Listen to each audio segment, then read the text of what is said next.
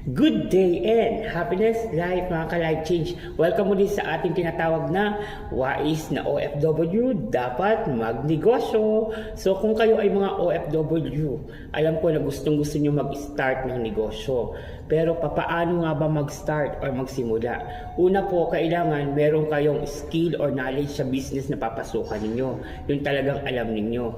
At kailangan pinag-aaralan ninyo ito. So gagawa kayo ng mga feasibility studies, and then afterwards dapat meron kayong tinatawag na pondo. Okay, kung hindi nyo kaya magpondo pa or di pa sapat ang inyong pondo, gamitin nyo yung tinatawag na subcontractor. Okay, so kung gagamitin nyo yan, makikipag-coordinate kayo sa ibang mga may business, tapos yun din yung business ninyo, i-connect ninyo, so magiging maganda yan. So good startup. Okay, so maliit pa example sa catering, wala kang chairs and tables, so sumabcon ka doon sa may mga chairs and tables, so ipaparty mo siya doon sa mga gamit mo. So that's it, may business ka na, rental catering. Okay, or else yung mga malalapit dyan, yung sa mga daan or kalsada, kumuha lang kayo ng mga lamesa at i-set up ninyo sa harap, then magtinda kayo. That's it, may negosyo ka na. Or else agricultural business, magtanim ka, mag-alaga ka ng hayop, sigurado yan patok sa inyong mga kapitbahay